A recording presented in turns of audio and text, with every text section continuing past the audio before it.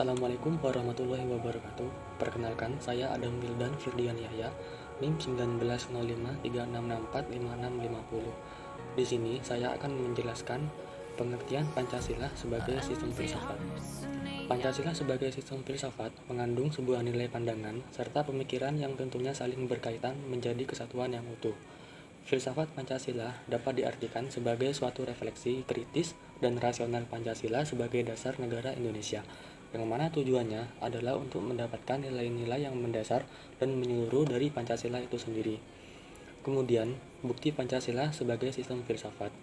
Pancasila dikatakan sebagai filsafat karena Pancasila merupakan perenungan jiwa yang dituangkan dalam suatu sistem, dan sistem tersebut merupakan pancaran dari semua sila Pancasila.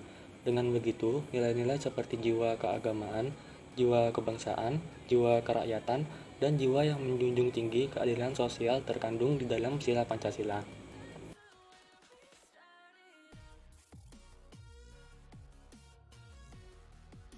Kemudian, hubungan filsafat dengan Pancasila itu sendiri.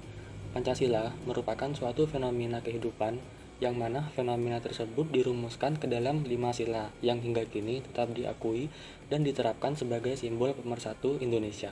Dengan berfilsafat, terdapat usaha untuk mengetahui sesuatu secara mendalam, mendasar, seluas-luasnya, serta menyeluruh dengan mempertimbangkan segala sesuatu secara komprehensif, sehingga dapat diketahui hakikat tentang makna, esensi, tujuan, latar belakang, ciri-ciri, kegunaan, fungsi, manfaat, masalah-masalah, serta pemecahannya. Maka dari itu, filsafat sangat diperlukan guna memahami nilai-nilai yang terkandung dalam Pancasila secara utuh. Kemudian, sistem filsafat itu sendiri menurut para ahli. Adapun pengertian sistem filsafat menurut Titus, Smith, dan Nolan adalah sebagai berikut. Yang pertama, filsafat merupakan sekumpulan sikap dan kepercayaan terhadap kehidupan dan alam yang biasanya diterima secara tidak kritis. Yang kedua, filsafat merupakan suatu proses kritik atau pemikiran terhadap kepercayaan dan sikap yang sangat dijunjung tinggi. Kemudian yang ketiga, filsafat merupakan usaha untuk mendapatkan gambaran keseluruhan. Yang keempat, filsafat merupakan analisa logis dari bahasa serta penjelasan tentang arti kata dan konsep. Kemudian yang terakhir adalah filsafat merupakan suatu kumpulan problematik yang langsung mendapat perhatian manusia dan dicarikan jawabannya oleh ahli-ahli filsafat.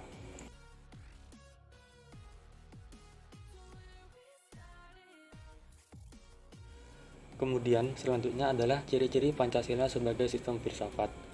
Sila yang pertama yaitu kepercayaan pada Tuhan Yang Maha Esa. Prinsip Pancasila menegaskan bahwa Tuhan memang ada, serta menyeratkan bahwa masyarakat Indonesia percaya akan adanya kehidupan setelah kematian. Prinsip ini menekankan bahwa dengan menerapkan nilai-nilai suci dapat membawa orang menuju kehidupan yang lebih baik di akhirat. Prinsipnya itu sendiri tercakup dalam pasal 29 bagian 1 UUD 1945 yang berbunyi, negara harus didasarkan pada kepercayaan pada Tuhan Yang Maha Esa. Kemudian, sila yang kedua yaitu kemanusiaan yang adil dan beradab.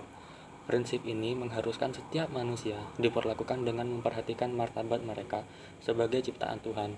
Ini menekankan bahwa orang Indonesia tidak mentolerir penindasan fisik atau spiritual manusia oleh rakyat mereka sendiri atau oleh negara manapun, seperti ciri-ciri demokrasi konstitusional. Kemudian sila yang ketiga yaitu kesatuan Indonesia.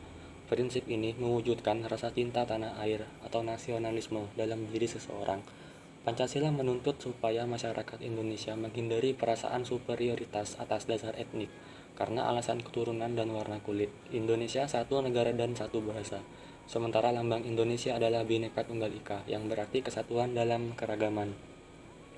Kemudian sila yang keempat, demokrasi dipandu oleh kebijaksanaan batin dalam kebulatan suara yang berasal dari musyawarah di antara perwakilan.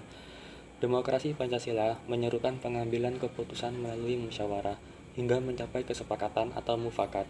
Ini adalah demokrasi yang sesuai dengan prinsip-prinsip Pancasila itu sendiri, di mana hak demokratis harus selalu dilakukan dengan rasa tanggung jawab yang mendalam kepada Tuhan Yang Maha Kuasa menurut keyakinan dan kepercayaan religius seseorang, dengan menghormati nilai-nilai kemanusiaan. Kemudian sila yang terakhir, keadilan sosial untuk seluruh rakyat Indonesia. Prinsip ini menyerukan pemerataan kesejahteraan yang adil kepada seluruh penduduk. Tidak secara statis, namun dinamis dan progresif. Artinya, bahwa SDA dan potensi nasional negara Indonesia yang ada harus dimanfaatkan dengan sebaik-baiknya, demi terciptanya kebahagiaan rakyat. Keadilan sosial juga menyeratkan mengenai perlindungan terhadap mereka yang lemah.